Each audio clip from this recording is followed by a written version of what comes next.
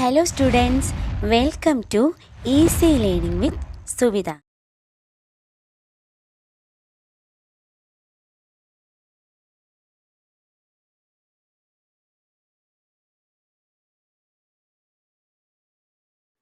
രണ്ടായിരത്തി 15 ഇടശ്ശേരി പുരസ്കാരം നേടിയ ഷാഹിന ഇ.കെ.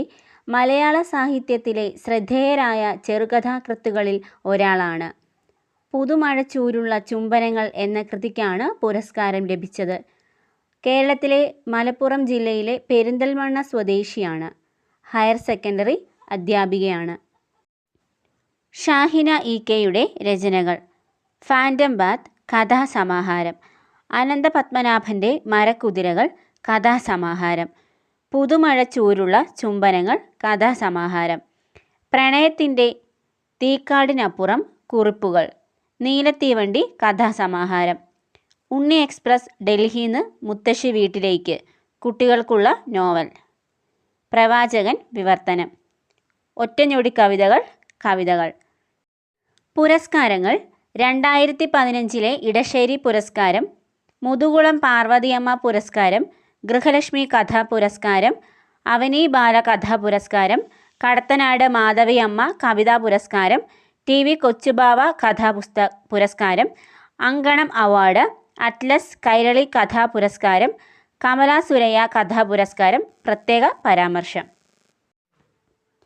ഹലോ സ്റ്റുഡൻസ്, അപ്പോൾ തമ്പനയിൽ കണ്ട പോലെ തന്നെ നമ്മുടെ ഇന്നത്തെ വീഡിയോ എന്നത് 2025-2026 വർഷത്തിലെ നവീകരിച്ചിട്ടുള്ള പുതിയ ടെക്സ്റ്റ് ബുക്കിൻ്റെ മലയാളത്തിലെ അടിസ്ഥാന പാഠാവലിയിലെ ആദ്യ പാഠഭാഗമായിട്ടുള്ള ചിത്രകാരി എന്ന പാഠത്തിൻ്റെ ആശയമാണ് ചർച്ച ചെയ്യുന്നത്. യൂട്യൂബിലെന്നല്ല ബാക്കി എല്ലാ സോഴ്സിലും വെച്ച് ഈ പരിഷ്കരിച്ചിട്ടുള്ള പാഠഭാഗത്തിൻ്റെ ആശയം ആദ്യമായി അപ്ലോഡ് ചെയ്യുന്നത് നമ്മുടെ ചാനലിലാണ്. അപ്പോൾ ഇനിയും ഇതുപോലത്തെ വീഡിയോസ് അപ്ലോഡ് ചെയ്യണമെങ്കിൽ തീർച്ചയായും നിങ്ങളുടെ സപ്പോർട്ട് വേണം. നിങ്ങൾക്ക് ഈ വീഡിയോസ് കണ്ട് ഇഷ്ടപ്പെട്ടെങ്കിൽ തീർച്ചയായും നിങ്ങളുടെ ഫ്രണ്ട്സിനൊക്കെ ഷെയർ ചെയ്ത് കൊടുക്കുക. നിങ്ങളാരും ഈ ചാനൽ സബ്സ്ക്രൈബ് ചെയ്തിട്ടില്ലാത്തവരാണെങ്കിൽ തീർച്ചയായും സബ്സ്ക്രൈബ് ചെയ്യുക, വീഡിയോസിന് കമൻറ്റ് ചെയ്യുക, ലൈക്ക് ചെയ്യുക. ഓക്കെ, അപ്പോൾ നമുക്ക് നേരെ ചാപ്റ്ററിലേക്ക് പോകാം. അപ്പോൾ ഫസ്റ്റ് യൂണിറ്റിൽ നമുക്ക് നോക്കാം. ഫസ്റ്റ് യൂണിറ്റിൽ എന്താണ് ഉള്ളടക്കമെന്ന് നോക്കാം. ഫസ്റ്റ് യൂണിറ്റ് എന്നത് അരങ്ങും പൊരുളുമാണ്. ഇതിൽ 3 ചാപ്റ്റേഴ്സാണുള്ളത്. ചിത്രകാരി, ഖൽബിലെ നിലാവ്, ഒരു പക്ഷിക്കുഞ്ഞിൻ്റെ മരണം. അപ്പോൾ നമ്മൾ ആദ്യത്തെ ചാപ്റ്ററിൻ്റെ ആശയമാണ് ചർച്ച ചെയ്യുന്നത്. ബാക്കിയുള്ള ചാപ്റ്റേഴ്സ് പുറകെ അപ്ലോഡ് ചെയ്യുന്നതായിരിക്കും. അപ്പോൾ നമുക്ക് ആദ്യത്തെ ചാപ്റ്ററിലേക്ക് പോകാം. ചിത്രകാരി എന്നതാണ് ചാപ്റ്ററിൻ്റെ പേര്. അപ്പോൾ ഇവിടെ അരങ്ങും പൊരുളും എന്നതാണ് നമ്മുടെ യൂണിറ്റിൻ്റെ പേര്. ഇത് കേൾക്കുമ്പോൾ തന്നെ മനസ്സിലാവും എന്താണ് കലയുമായി ബന്ധപ്പെട്ട, അരങ്ങ് എന്ന് കണ്ടതുകൊണ്ട് തന്നെ കലയുമായി ബന്ധപ്പെട്ട യൂണിറ്റ് ആയിരിക്കും ഈ ചാപ്റ്ററിൽ. ഈ ഒരു യൂണിറ്റിലെ എല്ലാ ചാപ്റ്റേഴ്സും കലയുമായി ബന്ധപ്പെട്ട കാര്യങ്ങളായിരിക്കും ചർച്ച ചെയ്യുക. അപ്പോൾ ഇവിടെ ഒരു കൊട്ടേഷൻ കൊടുത്തിട്ടുണ്ട്. രവീന്ദ്രനാഥ ടാഗോറിൻ്റെ ഒരു കോട്ടാണ് ഇവിടെ കൊടുത്തിട്ടുള്ളത്. കല ആനന്ദകരമാണ്, ആ ആനന്ദം പ്രകാശം പോലെ സർവ്വവ്യാപിയുമാണ്. നമുക്കെല്ലാം അറിയാവുന്ന കാര്യമാണ്. കല ഏത് തരത്തിലുള്ള കലയാണെങ്കിലും, എല്ലാ കലയും എല്ലാവർക്കും ആസ്വാദ്യകരമല്ലെങ്കിലും ഏതെങ്കിലുമൊക്കെ കല ഇഷ്ടപ്പെടാത്ത ഒരു മനുഷ്യനും ഉണ്ടാവില്ല, അല്ലേ? കല അത്രത്തോളം ആനന്ദകരമാണ്. ആ ആനന്ദം എങ്ങനെയുള്ളതാണ്? പ്രകാശം പോലെ സർവ്വവ്യാപിയുമാണ്. ഒരു അതിർവരമ്പുമില്ലാതെ വ്യാപിക്കാൻ കഴിയുന്ന ഒരു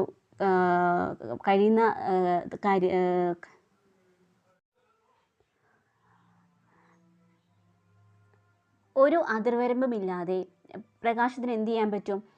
വ്യാപിക്കാൻ പറ്റും, അല്ലേ? സർവ്വവ്യാപിയാണ് പ്രകാശം. അതുപോലെ തന്നെയാണ് കലയുടെ ആനന്ദവും. യാതൊരുവിധ ഭാഷയുടെയോ ബാക്കി ഒരു വ്യത്യാസത്തിൻ്റെയോ ഒന്നും അതിർവരമ്പുകളില്ലാതെ ദേശാന്തരങ്ങളോളം വ്യാപിക്കാൻ കലയുടെ ആനന്ദത്തിന് കഴിയും. അപ്പോൾ ഇവിടെ ചോദ്യം ചോദിച്ചിട്ടുള്ളത് രവീന്ദ്രനാഥ ടാഗോറിൻ്റെ ഈ നിരീക്ഷണത്തെക്കുറിച്ചുള്ള കാഴ്ചപ്പാടുകൾ അവതരിപ്പിക്കുക. അപ്പോൾ നിങ്ങളുടെ ഒരു കാഴ്ചപ്പാടാണ് ഇവിടെ എഴുതേണ്ടത്. അപ്പോൾ ഞാൻ ഈ പറഞ്ഞ കാര്യങ്ങൾ വെച്ചിട്ട് ദേശവ്യാപിയാണ് കലയുടെ ആനന്ദം എന്ന് പറയുന്നത്. അപ്പോൾ ഏത് തരത്തിലുള്ള കലയായിക്കൊള്ളട്ടെ, മനുഷ്യന് ആസ്വാദ്യകരങ്ങളായ കലകളൊക്കെ തന്നെ ദേശാന്തരങ്ങളോളം എന്തു ചെയ്യും, വ്യാപിക്കും. അവയുടെ ആനന്ദത്തിലൂടെ തൻ്റെ സങ്കടങ്ങളും വിഷമങ്ങളും ഒക്കെ മറക്കാൻ മനുഷ്യന് കഴിയും. നമുക്കെല്ലാവർക്കും അറിയാവുന്നതാണ്. ഏതെങ്കിലുമൊക്കെ കല ഇഷ്ടപ്പെടാത്ത ഒരു മനുഷ്യരും ഈ ഭൂലോകത്ത് ഉണ്ടാവില്ല.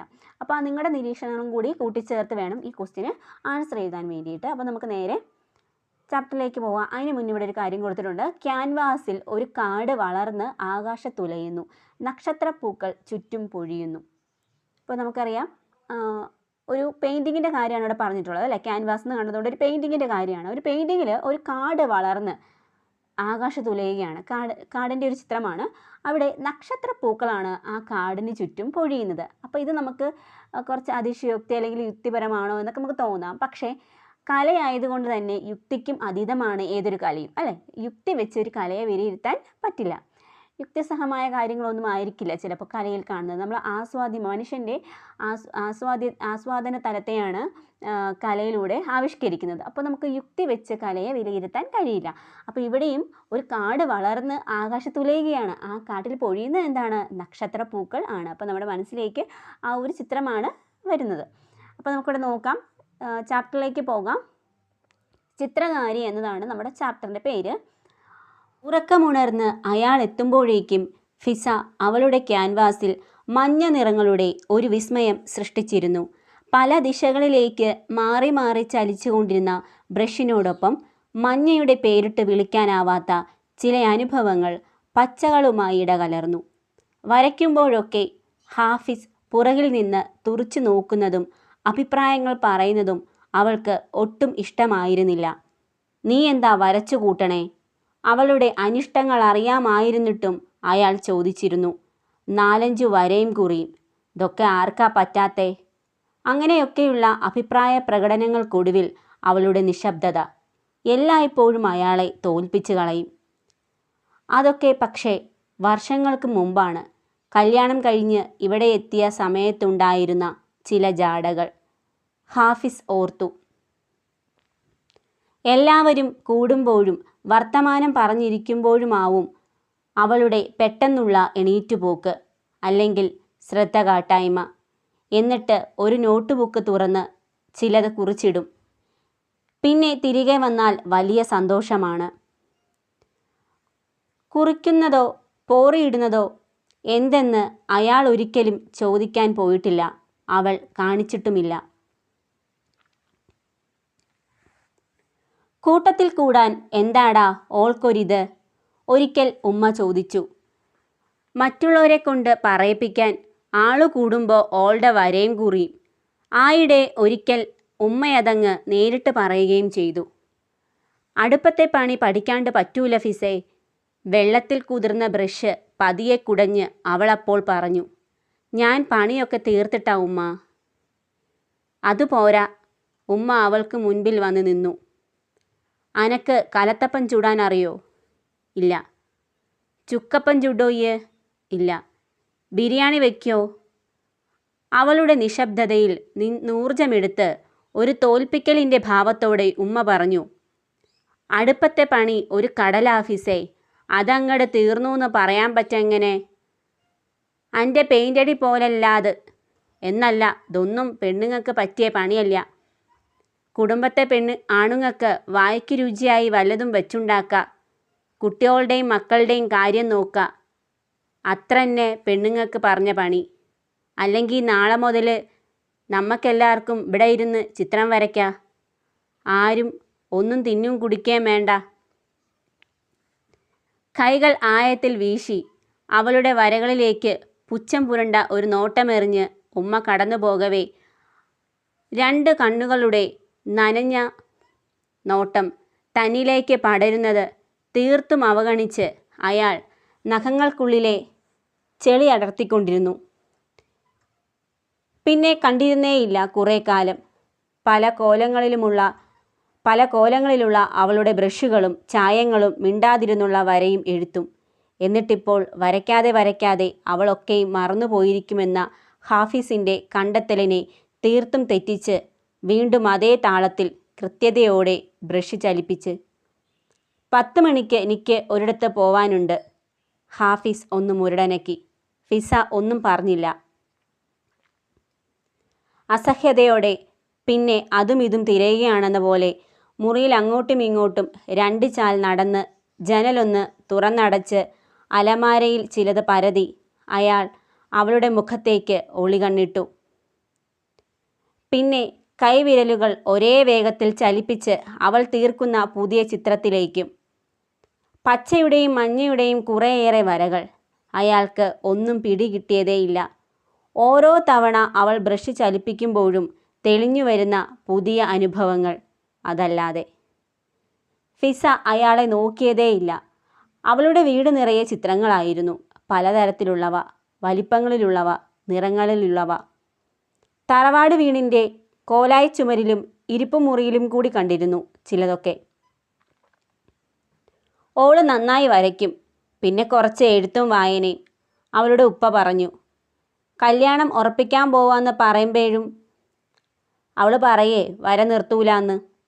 അതിനിപ്പോൾ എന്താ, ഓള് വരച്ചോട്ടെ, ഓളെ കൈയോണ്ടല്ലേ. ഹാഫിസിൻ്റെ ഉപ്പ അലക്ഷ്യം പറഞ്ഞു. നമ്മക്കെന്താ അതിന് പണി, ഓള് വരച്ച. ഫിസാന്ന് വെച്ചാൽ എന്താ അർത്ഥം? ഇടയ്ക്ക് കിട്ടിയ ഒരു നുറുങ്ങു നേരത്ത് ഹാഫിസ് ചോദിച്ചു. ഭംഗിയുള്ള ഒരു പെയിൻറ്റിങ് അയാൾക്ക് മുമ്പിലേക്ക് നീക്കിവെച്ച് അവൾ പറഞ്ഞു. നോക്കൂ, മൂടൽ മഞ്ഞ് പടർന്ന പ്രകൃതി, ഇടയ്ക്ക് മായുന്ന മഞ്ഞിലൂടെ കടന്നുവരുന്ന തെളിവെയിലിൽ നരച്ച പച്ചയുടെ മഞ്ഞയുടെ ഇടയ്ക്ക് പൊട്ടിവിടർന്നൊരു ചുവപ്പ് പൂവ്. മൂടൽ മഞ്ഞ്, അവൾ പറഞ്ഞു. അതാണ് ഫിസ. അയാൾക്കാകപ്പാടെ വിസ്മയം തോന്നി, ഒരിത്തിരി അപകർഷവും. ഇങ്ങനെയൊരു പെൺകുട്ടിയെ അയാൾ ഒരിക്കലും പരിചയപ്പെട്ടിരുന്നില്ല. വെറുതെ കലപില പറഞ്ഞു പോകുന്ന പെൺകൂട്ടങ്ങൾ, അവരുടെ ഉടുപ്പുകൾ, വളകിലുക്കങ്ങൾ, ഒളിനോട്ടങ്ങൾ, ഫാഷനെയും സിനിമകളെയും കുറിച്ചുള്ള വർത്തമാനങ്ങൾ, ആൺകുട്ടികളെക്കുറിച്ച്. ഇതിലപ്പുറം മൂടൽമഞ്ഞ്. റബ്ബറിൻ്റെയും സ്വർണത്തിൻ്റെയും വില കയറ്റിറക്കങ്ങൾ, നല്ല ഭക്ഷണം, ചിരിക്കാൻ വകതരുന്ന സിനിമ, അതൊക്കെ അയാൾക്ക് താല്പര്യമുള്ള വിഷയങ്ങളാണ്. പക്ഷേ ചിത്രങ്ങളും കവിതകളും. ഞാൻ കണ്ടിട്ടുണ്ട് നിന്റെ പെണ്ണിനെ, കണ്ണൂർ വെച്ച് ഇൻ്റർസോണിന്, സുഹൃത്ത് പറഞ്ഞു. നന്നായി വരയ്ക്കുമായിരുന്നു. അവൾക്ക് തന്നെയായിരുന്നു അന്ന് 1ാം സ്ഥാനം. ആ വർഷം ചിത്രപ്രതിഭയുമായി. ഒരുപാട് പേർ അവളെ അഭിനന്ദിക്കുന്നത് കണ്ടിട്ടുണ്ട്. കുസൃതിയോടെ ഹാഫിസിൻ്റെ മുഖത്തേക്ക് പാളി നോക്കി അവൻ പറഞ്ഞു. അവളുടെ കൈവിരലുകൾ കണ്ടിട്ടുണ്ടോ നീ? ഇവനിതെന്താണ് പറയാൻ പോകുന്നതെന്ന് ആശങ്കപ്പെട്ടും അസഹിഷ്ണുതയോടെയും ഹാഫിസ് പറഞ്ഞു. ഇല്ല. ദൈവം തൊട്ട കൈവിരലുകൾ. അഭിപ്രായം എൻ്റേതല്ല ഹാഫി. അന്ന് ഞങ്ങളുടെയൊക്കെ ചിത്രങ്ങൾ കാണാൻ ആർട്ടിസ്റ്റ് മാധവൻ സാർ വന്നിരുന്നു. അദ്ദേഹത്തിൻ്റെ മാത്രമല്ല, അത്യാവശ്യം വാക്കുണ്ടെന്ന് തോന്നുന്നു കക്ഷിയുടെ കയ്യിൽ. പക്ഷേ ഭയങ്കര സൈലൻ്റ് ആയിരുന്നു എപ്പോഴും, എക്സ്ട്രീമിലി സൈലൻ്റ്. എന്നിട്ടോ ദൈവമേ, ആ കലാകാരിയാണ് ഈ കച്ചവടക്കാരൻ്റെ മൂക്കുകയറിൽ. കുസൃതിയോടെ ആകുലത ഭാവിച്ച് അവൻ നെഞ്ചോട് കൈ ചേർത്തു. ഒക്കെയും തമാശയായി കരുതാൻ ശ്രമിച്ചെങ്കിലും ഹാഫിസിന് പെരുവിരൽ തൊട്ട് ഒരു ചൂട് അരിച്ചു കയറുന്നതായി തോന്നി. അത് മൂർധാവിൽ തൊട്ടു നിൽക്കും വരെ വല്ലാത്തൊരു പുകച്ചിൽ. ഫിസയുടെ ബ്രഷ് ഇപ്പോൾ ഒരു കാട് തീർക്കുകയാണ്. ക്യാൻവാസിൽ മഞ്ഞ പച്ചകളുടെ മാത്രം കാട്. ഇടയ്ക്ക് അവ്യക്തമായൊരു വഴി. കാടങ്ങനെ പടർന്ന്. മോനെവിടെ? അവൻ ഉണരാൻ നേരമായിട്ടില്ലെന്ന് അറിഞ്ഞുകൊണ്ട് തന്നെ അയാൾ ചോദിച്ചു. ചോദ്യത്തിൻ്റെ ലക്ഷ്യം ശരിക്കറിഞ്ഞെന്ന പോലെ ഫിസ അത് കേട്ടതായി ഭാവിച്ചില്ല. ബ്രഷിൻ്റെ ഗതിവേഗങ്ങളിലേക്ക് മാത്രം സാവൂതം നോക്കി തുടർന്നു. ഹാഫിസ് പൊടുന്നനെ അവളുടെ കൈവിരലുകളിലേക്ക് നോക്കിപ്പോയി. നീണ്ടു നേർത്ത കൈവിരലുകൾ, ദൈവം തൊട്ടവ. പൊടുന്നനെ ഒരസ്വാസ്ഥ്യം എന്തെന്നില്ലാതെ അയാളെ മൂടാൻ തുടങ്ങി. അസഹ്യതയോടെ വരാന്തയിലേക്കിറങ്ങി. അന്നത്തെ പത്രം എടുത്ത് നിവർത്തുമ്പോഴും അയാളുടെ ചിന്ത അവളുടെ ക്യാൻവാസിനെ കുറിച്ചായിരുന്നു.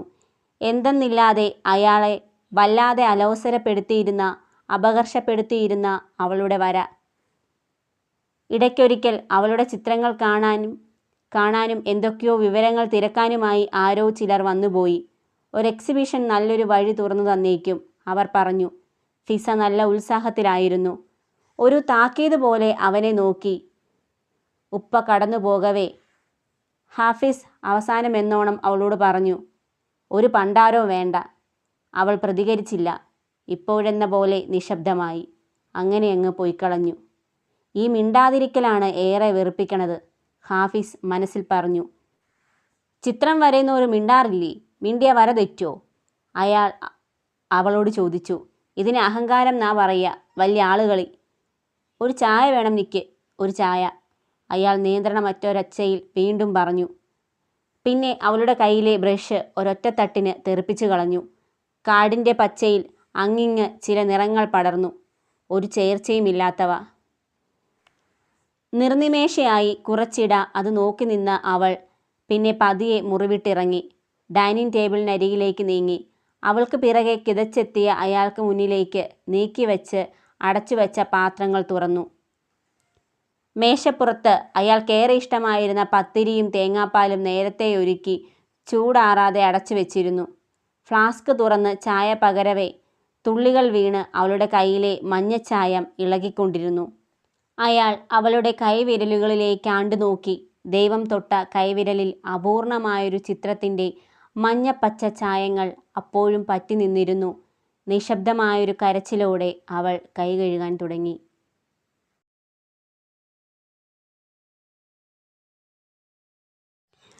മലയാള കഥ അതിൻ്റെ സ്വത്വം നിലനിർത്തി പോകുന്നത് സമകാലീന ജീവിതാവസ്ഥകളോട് ആഴത്തിൽ പ്രതികരിച്ചുകൊണ്ടാണ്. ജീവിതമെഴുത്ത് ഒരേ സമയം പ്രതിരോധവും പ്രതിബോധവുമായി മാറുമ്പോൾ സർഗാത്മകമായ ഉൾക്കരുത്തിൻ്റെ കനം അതിനെ മികവുറ്റ കലാസൃഷ്ടിയാക്കി മാറ്റുകയാണ് ചെയ്യുന്നത്. എഴുത്ത് എന്നത് കഥാകൃത്തിനെ സംബന്ധിച്ചിടത്തോളം ലക്ഷ്യബോധമുള്ള സാമൂഹ്യ പരിഷ്കരണ ആയുധമായി മാറുന്നുണ്ട്. എഴുതപ്പെടുന്ന ഇടങ്ങളുടെ പരിസര സവിശേഷതകൾ അതിന് തൂവലും തൊങ്ങലും വെച്ച് കൊടുക്കുമ്പോൾ കഥയുടെ പരിപൂർണത കൂടി സാധ്യമാകുന്നു. ഷാഹിന ഇ.കെ. എന്ന കഥാകാരി അനന്ത പത്മനാഭന്റെ മരക്കുതിരകൾ എന്ന പ്രഥമ സമാഹാരത്തിലൂടെ അത്തരമൊരു പരിപൂർണത നേടാൻ ശ്രമിക്കുകയാണ്. ദുഷിച്ചു നാറിക്കൊണ്ടിരിക്കുന്ന ജൈവ സാമൂഹ്യ പരിസരങ്ങളെ വാക്കുകളുടെയും ബിംബങ്ങളുടെയും സാർത്ഥകമായ ഊർജം കൊണ്ട് പ്രതിരോധിച്ച് കഥയെഴുത്ത് തനിക്ക് പേനയുന്തലല്ല എന്ന് കഥാകാരി തെളിയിക്കുന്നുണ്ട്. ഓരോ കഥയും ജീവിതത്തിൻ്റെ വിയർപ്പ് നീരിനാൽ കുതിർന്ന് അസ്വസ്ഥതകളുടെ ആകുലതകളുടെ കനൽ വഴികളെ നമുക്ക് മുന്നിലേക്ക് തുറന്നു തരുന്നുണ്ട്.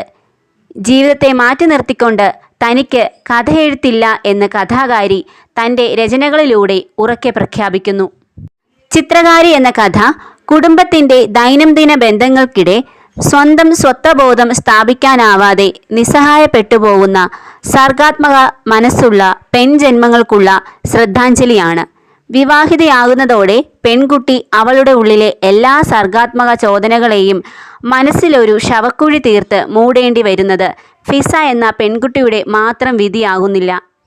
ദൈവം തൊട്ട കൈവിരലുകൾ എന്ന് മറ്റുള്ളവരാൽ പുകഴ്ത്തപ്പെട്ട അവളുടെ കൈവിരലുകളെ ഭയപ്പാടോടെ ഭർത്താവ് നോക്കുന്നത് അയാളുടെ അപകർഷം കൊണ്ട് തന്നെയാവണം. മൗനം കൊണ്ട് പ്രതിരോധിക്കുന്ന ഈ കഥയിലെ പെൺകുട്ടിയെ കുടുംബത്തിൻ്റെ കെട്ടുപാടുകളിൽപ്പെട്ട് സർഗാത്മകത നഷ്ടം സംഭവിച്ച എല്ലാ കുടുംബിനികളുടെയും പ്രതീകമായി വായിച്ചെടുക്കാവുന്നതാണ്. കഥയിലെ ഭർത്താവായ ഹാഫിസ് ഒരു പുരുഷ മേൽക്കോയ്മയുടെ ഓരം നിന്നാണ് ഫിസയോട് പെരുമാറുന്നത്. ഭാര്യയുടെ വാസനകളെ ഉയർത്തിക്കൊണ്ടുവരാൻ ശ്രമിക്കുന്ന ഉത്തമ ഭർത്താക്കന്മാർക്ക് അയാളൊരു പേരുദോഷം തന്നെയാണ്. താൻ ആഗ്രഹിക്കുന്ന ഗുണങ്ങളെ ഭാര്യയ്ക്ക് പാടുള്ളൂ എന്ന ചിന്താഗതി തികച്ചും അസംബന്ധമല്ലേ? ഭാര്യയും ഭർത്താവും മറ്റൊരാളുടെ സർഗാത്മകതയെ പരസ്പരം മനസ്സിലാക്കുകയും അതിനെ വളരാൻ സഹായിക്കുകയുമാണ് വേണ്ടത്. കാലമെത്ര പോയാലും വികസനമെത്രയായാലും ചില മനുഷ്യരുടെ ഇടുങ്ങിയ ചിന്താഗതികൾക്ക് ഇപ്പോഴും മാറ്റമൊന്നും സംഭവിച്ചിട്ടില്ല എന്ന് കൃത്യമായി വരച്ചു കാട്ടുവാൻ ചിത്രകാരി എന്ന കഥയിലൂടെ കഥാകാരിക്ക് സാധിച്ചിട്ടുണ്ട്.